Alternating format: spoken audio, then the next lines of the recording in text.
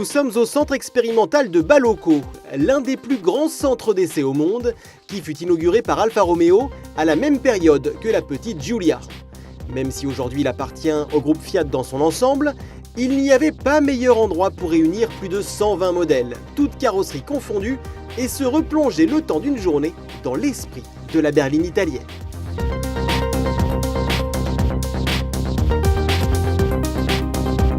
Elle est l'héritière de la Giulietta, premier modèle à très grande production d'Alfa Romeo. Un héritage dont la Giulia a su profiter pour devenir un atout-cœur auprès des passionnés d'automobile. L'italienne a séduit grâce à son style, bien sûr, mais aussi grâce à ses qualités techniques. Au final, pas moins de 925 000 exemplaires ont été écoulés, aussi bien en berline qu'en coupé, cabriolet et spider. Aujourd'hui, Giulia fête ses 50 ans. Giulia, c'est la voiture de ma enfance. Quand je suis devenu un homme, c'est la première voiture que j'ai achetée. La Giulia, c'est passion, c'est joie de vivre, c'est la joie de conduire une voiture qui a une mythe. Présentée officiellement sur le circuit de Monza le 27 juin 1962, la Giulia fut ensuite produite dans la toute nouvelle usine d'Arese, véritable temple d'Alfa Romeo dont les installations remplaceront progressivement le site du Portello, qui ne peut suivre le rythme de production. La Giulia est déjà attendue comme un succès commercial. La petite italienne, dessinée au centre de style Alfa Romeo, fait dans le simple et efficace. La voiture offre pour l'époque d'excellentes qualités aérodynamiques, de généreux espaces intérieurs, ainsi qu'une qualité de finition de bonne facture. Ici, il y a écrit en italien les voitures et les moteurs qui ont fait l'histoire du moteur, de la carrosserie, de la voiture italienne. Il n'y a pas aucune autre voiture en Italie qui peut avoir le bruit du moteur du bialbero Alfa Romeo. C'est un bruit qui donne de l'émotion. Et c'est la seule maison en Italie qui a fait des voitures comme celle-ci.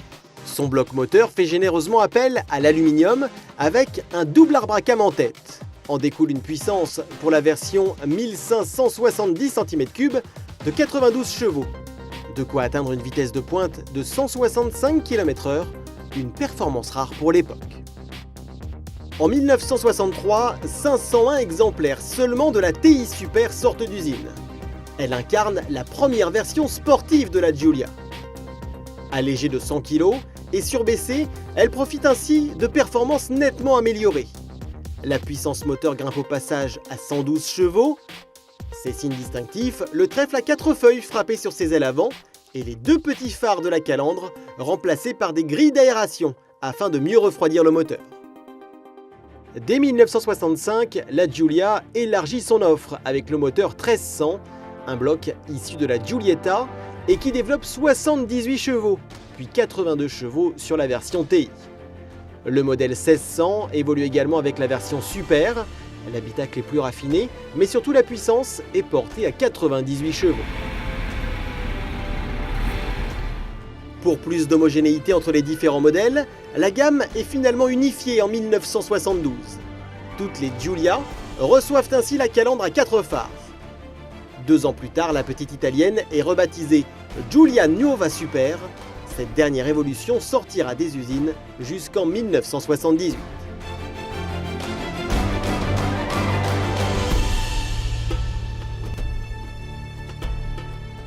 La Giulia est déclinée en plusieurs carrosseries, allant même jusqu'au break ou aux versions personnalisées de carabinieri.